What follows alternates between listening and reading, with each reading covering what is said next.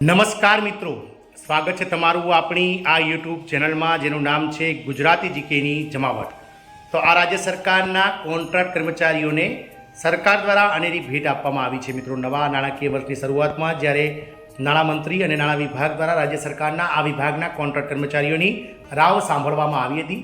ઘણા લાંબા સમયથી આ વિભાગના કોન્ટ્રાક્ટ કર્મચારીઓ પોતાની મુખ્ય માંગણીઓને લઈ અને સરકાર સામે દબાણ વધારી રહ્યા હતા અને સરકાર દ્વારા ગત એપ્રિલ મહિનામાં આ કર્મચારીઓની રાહ સાંભળવામાં આવી હતી। ત્યારે હવે આ રાહ જોવાનો અંત આવ્યો છે અને સરકાર દ્વારા આ વિભાગના કોન્ટ્રાક્ટ કર્મચારીઓને તેમની પસંદગીની જગ્યાએ ટ્રાન્સફર મળશે તેવી જાહેરાત કરી દીધી છે। જાણીએ વિડીયોમાં વિગતવાર કે કઈ રાજ્ય સરકાર દ્વારા રાજ્યના કયા વિભાગના કર્મચારી, જે કોન્ટ્રાક્ટ કર્મચારી કે જેઓ ઘણા લાંબા સમયથી એક જ જગ્યાએ કામ કરી રહ્યા છે અને પોતાની મનપસંદ જગ્યાએ પોતાના વતનમાં ટ્રાન્સફર ઈચ્છી રહ્યા છે તેવા કર્મચારીઓ માટે રાજ્ય સરકાર દ્વારા રાહતરૂપ નિર્ણય લેવામાં આવ્યો છે। તેના વિશે વિડીયોમાં વિગતવાર ચર્ચા કરીશું।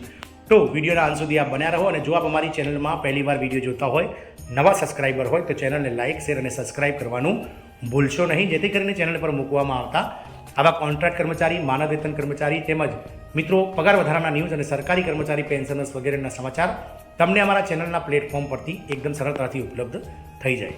તો રાહ જોવાનો અંત આવ્યો છે। કોન્ટ્રાક્ટ કર્મચારીઓને હવે તેમની પસંદગીની જગ્યાએ ટ્રાન્સફર મળશે, એટલે કે બદલી મળશે। મિત્રો, વાત કરીશું કોન્ટ્રાક્ટ કર્મચારીઓ 13 મે સુધી પોર્ટલ પર અરજી કરી શકે છે, એટલે કે મિત્રો 13 મે સુધી આના માટે અરજીઓ પણ કરાવી દેવામાં આવી છે। વાત કરીશું મધ્યપ્રદેશના રાષ્ટ્રીય આરોગ્ય મિશન હેઠળ એટલે કે NHM કરાર પર કામ કરતા કર્મચારીઓને પણ ટ્રાન્સફરની સુવિધા આપવામાં આવી છે।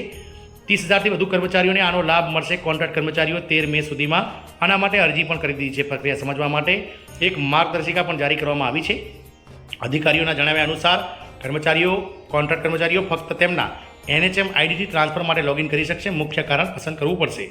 તમે 5 વિકલ્પો ભરી શકો છો। તમારે એ પણ જાણવું જરૂરી છે કે આરોગ્ય સંસ્થામાં ટ્રાન્સફર કરવા માંગો છો, જિલ્લાની અંદર કે બહાર, કર્મચારીઓ 5 વિકલ્પ પસંદ કરી શકે છે।